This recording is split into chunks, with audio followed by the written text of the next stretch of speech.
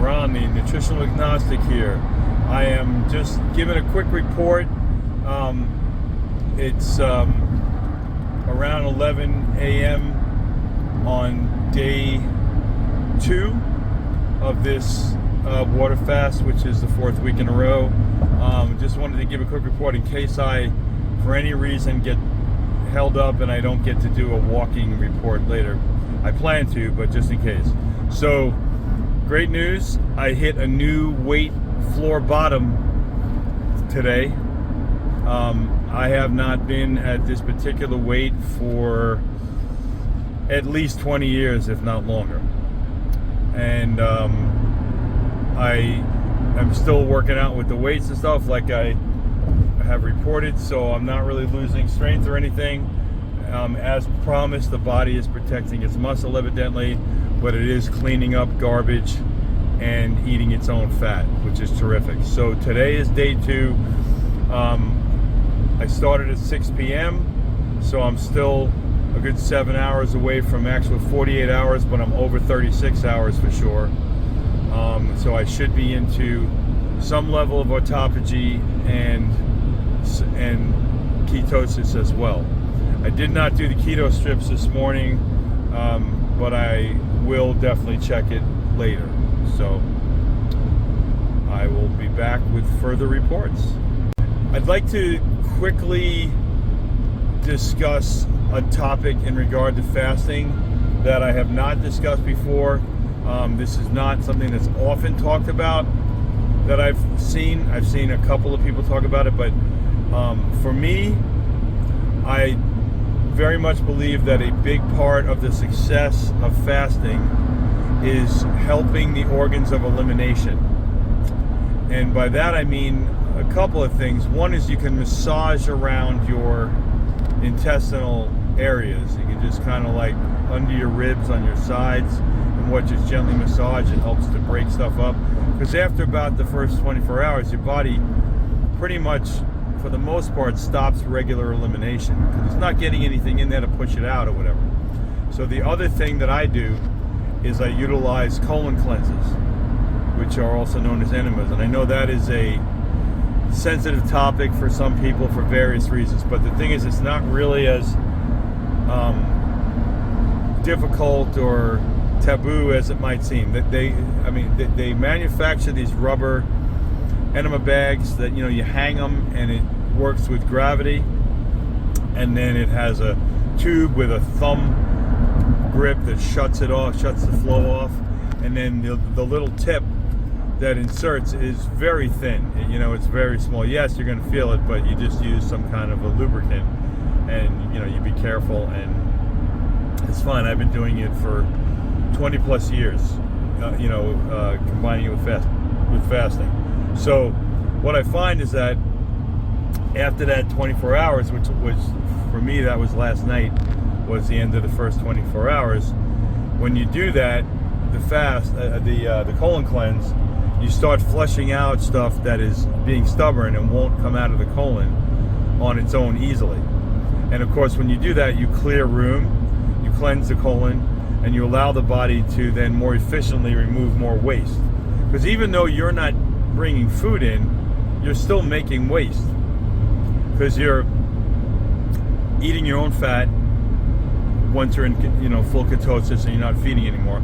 And then you're also eating your own bad cells and what with the autophagy, so there is a little waste. I was surprised when I did like 5 days, a few weeks ago, that I was still making small amounts of waste in the 4th and 5th day, and I said it had to be because I was still devouring things that were in there. So anyway, yeah, the colon cleanse really helps. My strategy for the colon cleanse is you do a coffee enema in the morning, and they make special coffee. It's super clean and it's pure and whatnot, and you do get the caffeine jolt from it. So it's nice. If you're used to getting a little bit of a caffeine jolt from drinking coffee in the morning, you're still going to get that. It feels great. And then you also I find, and I think you will too, that your head is cleansed. Once you discharge the fluid I always find my head feels clearer. Okay, and then in the evening you can do a water cleanse, or you can also do some other cleanses. And because of the heavy censorship on YouTube, I cannot mention what I use.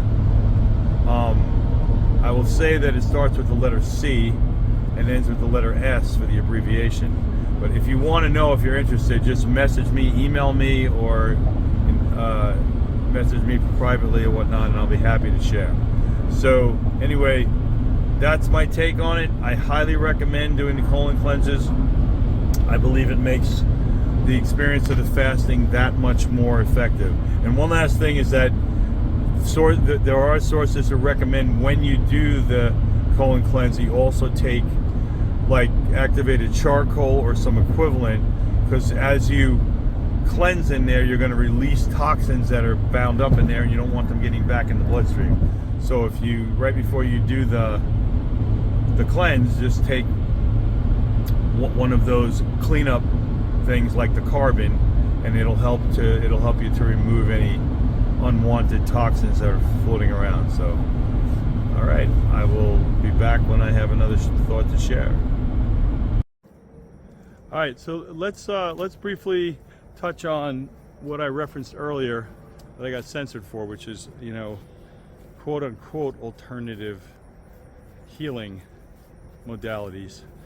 And since I can't mention specifics, I'll give you some reference personalities and people that I view as experts in their area to check out, and then you'll find some of this for yourself. So first one I'm going to mention is Dr. Eric Berg. I believe he's a chiropractor, and I think he's based in DC.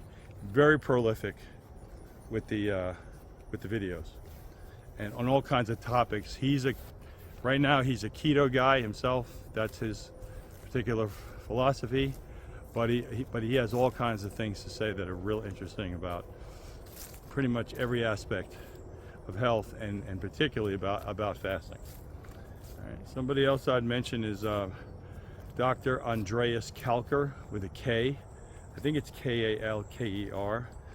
I think he's in either Germany or Sweden or something. He's somewhere over in Europe. But anyway, check him out. He's got his own website. See what he's about. Let's see, who else do I particularly think is worth checking? Oh yeah, there's a fellow named John Rose, and you can look, if you look his name up and put in the term juice fasting. He's a lifelong raw vegan who's a big supporter of vegetable juicing, which I am too, and I've done it many times in the past. John Rose is very, very interesting. He hasn't posted much in recent time that I know of, but he was very prolific. There's a whole lot of interesting videos by John Rose, so go ahead and check him out. And there are others, I just can't think of the names at the moment, but those are three big ones. And one other thing I would suggest, if you haven't seen it, go check out the documentary called Fat, Sick, and Almost Dead.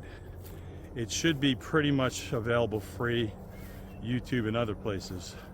It's been around for a while. I mean, like decades, a couple of decades, I think. And the guy's name who did the documentary, his name is Joe Cross. He's from Australia, and very, very interesting stuff in there. So I recommend checking all that out.